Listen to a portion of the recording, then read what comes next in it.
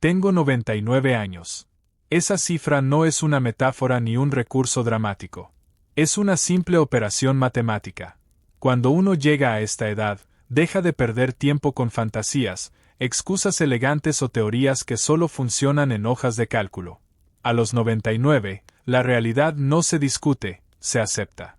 Y si tú tienes más de 60, estás mucho más cerca de ese punto de lo que imaginas.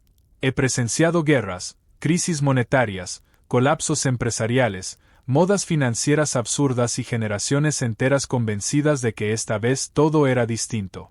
Nunca lo fue. 18 recesiones, tal vez más. Dejé de contarlas.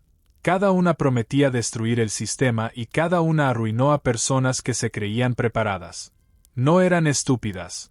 Simplemente cometieron errores que no podían permitirse. El fallo más grande después de los 60 no consiste en elegir una acción equivocada. Tampoco en no encontrar la próxima gran oportunidad. El verdadero error es pensar que el tiempo sigue jugando a tu favor. No es así. A esa edad, la capacidad de recuperación financiera se evapora. Desaparece por completo. Una sola decisión grave puede modificar de manera permanente tu calidad de vida y la de tu familia. Muchos creen que todavía están en una etapa de crecimiento. Se equivocan. La acumulación terminó. Lo único que importa ahora es la conservación. Y aquí aparece una confusión peligrosa que veo repetirse sin descanso.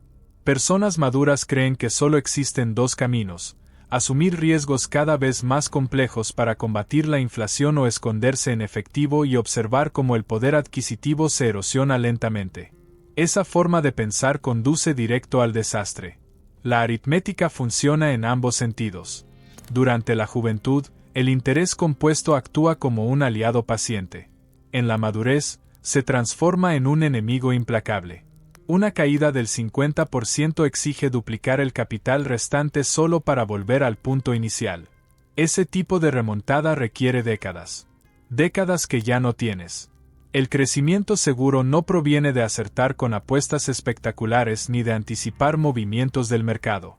Proviene de eliminar, con frialdad, cada escenario que pueda destruir el capital de forma permanente.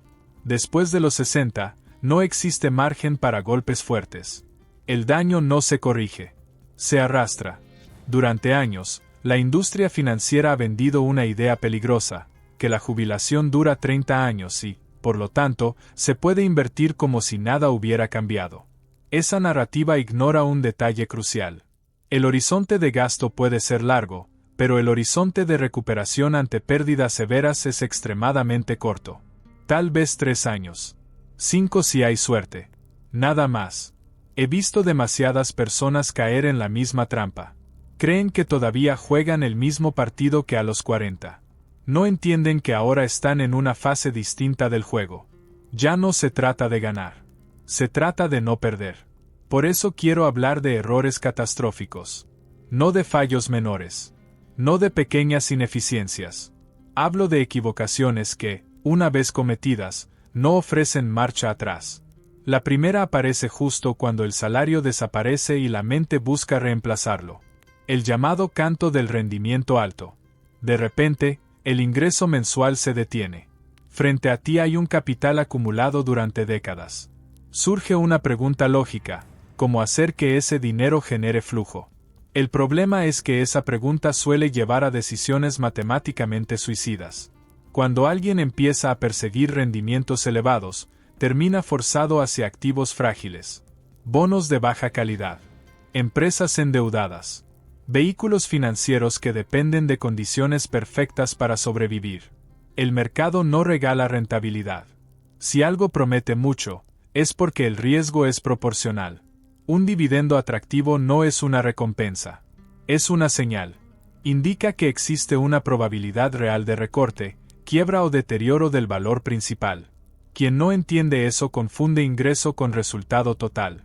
Y esa confusión destruye patrimonios. Recibir pagos periódicos carece de sentido si el valor base se desploma. No sirve obtener una renta anual del 10% cuando el activo pierde 40%. Esa operación no es conservadora. Es absurda. Recuerdo con claridad a un profesional de la salud que se retiró a los 67. Había vendido su negocio, acumulado $2 millones y elegido una vida cómoda en el sur de Florida. Calculó que necesitaba $100,000 al año. 5%. Parecía razonable. Un asesor le aseguró que era sencillo. Año 2021. Tasas cercanas a cero. Todo el mundo se sentía brillante. El portafolio se llenó de instrumentos con pagos elevados. Empresas débiles. Bienes raíces sobreapalancados. Durante un tiempo, todo funcionó. Luego llegó el ajuste monetario más rápido en décadas. Las tasas subieron. La gravedad hizo su trabajo. Los activos cargados de deuda colapsaron. El capital cayó un 40%. Lo irónico es que los ingresos, aquello que había motivado la estrategia, también desaparecieron. Hoy, con 70 años, esa persona busca trabajo parcial. No perdió solo dinero. Perdió tranquilidad. La enseñanza es simple. Proteger el capital importa más que cualquier promesa de flujo. Un retorno modesto proveniente de un activo sólido supera infinitamente una cifra atractiva construida sobre bases inestables. Y este es solo el comienzo. Porque ese error inicial abre la puerta a otros aún más peligrosos. Después de los 60, cada decisión debe responder a una sola pregunta. ¿Puedo sobrevivir si esto sale mal? Si la respuesta no es un sí rotundo, entonces no es una inversión. Es una apuesta innecesaria. El segundo error aparece disfrazado de optimismo académico. Se le llama horizonte largo, pero en realidad es una ilusión peligrosa. A los 60, muchos asesores muestran tablas, estadísticas actuariales y promedios históricos. Afirman que vivirás hasta los 90, quizá 95. A partir de ahí concluyen que puedes tolerar volatilidad elevada. Ese razonamiento confunde duración biológica con capacidad financiera de resistencia. El verdadero límite no es cuántos años sigues respirando. El límite real es cuánto tiempo puedes atravesar un mercado devastado sin liquidar activos. Esa ventana suele ser corta. 3 años. Tal vez 5 en un escenario favorable. Nada más. Cuando ocurre una caída profunda y ya no existe salario, cada venta obligada convierte una oscilación temporal en daño irreversible. He observado esto repetirse durante décadas. Individuos jóvenes soportan desplomes porque continúan aportando capital. Compran barato. Se benefician del caos. Personas retiradas hacen lo contrario. Extraen fondos mensualmente justo cuando los precios están en el suelo. Ese mecanismo destruye patrimonios completos sin necesidad de malas intenciones. Durante la crisis de 1973 y 74, la bolsa perdió cerca de la mitad de su valor. Inflación elevada. Estancamiento económico. Pánico generalizado. Quienes tenían 65 años y estaban totalmente invertidos quedaron atrapados. Habían seguido recomendaciones estándar. Poseían acciones consideradas intocables. Pagaron múltiplos absurdos por historias que parecían eternas. Cuando la realidad cambió, no tuvieron escapatoria. En aquel momento, Warren y yo éramos más jóvenes. Teníamos liquidez. No porque fuéramos visionarios, sino porque evitamos la estupidez. Mientras otros vendían por necesidad, nosotros comprábamos con calma. Esa diferencia no se explica por inteligencia superior, sino por comprensión del verdadero horizonte. El tercer error nace de la complejidad mal entendida. Se presenta como protección, pero funciona como anestesia mental. Se le llama diversificación, aunque en la práctica produce lo contrario. 40 fondos, 50 páginas de informes, gráficos coloridos. Todo parece sofisticado. En realidad, garantiza mediocridad costosa. Poseer demasiados instrumentos implica tener todo, incluyendo basura. El resultado final replica el promedio menos comisiones. Lo más grave es que esa estructura no protege contra colapsos sistémicos. En crisis reales, todos esos vehículos caen juntos. La supuesta cobertura desaparece justo cuando más se necesita. Recuerdo a un ingeniero de software, 62 años, residente en Texas. 4 millones acumulados. Se consideraba prudente. Tenía 20 fondos tecnológicos más un índice amplio. Creía poseer 21 posiciones distintas. En verdad, mantenía una sola apuesta, que un pequeño grupo de gigantes tecnológicos seguiría ascendiendo sin interrupción. Cuando ese supuesto falle, todo caerá al mismo tiempo. La seguridad aparente creada por capas de productos es una ilusión diseñada por la industria. La complejidad tranquiliza al cliente, no al resultado. La verdadera protección proviene de poseer pocos activos, bien comprendidos, pertenecientes a categorías distintas. El cuarto error es psicológico y devastador. Consiste en creer que una pérdida es recuperable solo porque aún no se ha vendido. La matemática no negocia con emociones. Un descenso del 50% exige duplicar el capital restante. Eso puede tomar décadas. En edades avanzadas, ese plazo no existe. He visto ejecutivos brillantes aferrarse a precios pasados como si fueran promesas.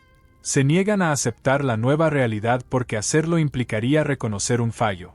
El ego se interpone. La espera se prolonga. El tiempo pasa. La recuperación nunca llega. Un directivo industrial de Chicago, cercano a la jubilación a finales de los 90, había construido una cartera aparentemente sólida. Empresas emblemáticas. Nombres respetados. Tras el estallido tecnológico, su patrimonio se redujo de forma brutal. Se convenció de que era solo histeria colectiva. Se negó a actuar. 15 años después, esas posiciones jamás volvieron a sus niveles previos. Trabajó hasta los 72. No por ambición, sino por necesidad. Aceptar una pérdida temprano puede salvar lo que queda. Negarla suele destruirlo todo. El último error es el origen de los anteriores. Delegar sin comprensión. Confiar ciegamente en asesores cuyos incentivos no coinciden con los tuyos. Comisiones por productos. Honorarios basados en volumen. Modelos estándar aplicados a situaciones únicas. El profesional cobra incluso cuando fracasa. El cliente absorbe cada consecuencia. He conocido viudas, docentes retiradas, pequeños empresarios que entregaron su tranquilidad a instituciones imponentes. Mármol, logotipos famosos, discursos calmados. En crisis severas, esas carteras equilibradas se desplomaron. Las recomendaciones fueron siempre las mismas: aguantar. Para alguien de 70 años, eso significa vender en el peor momento para pagar facturas. El daño se vuelve permanente. La responsabilidad nunca se transfiere.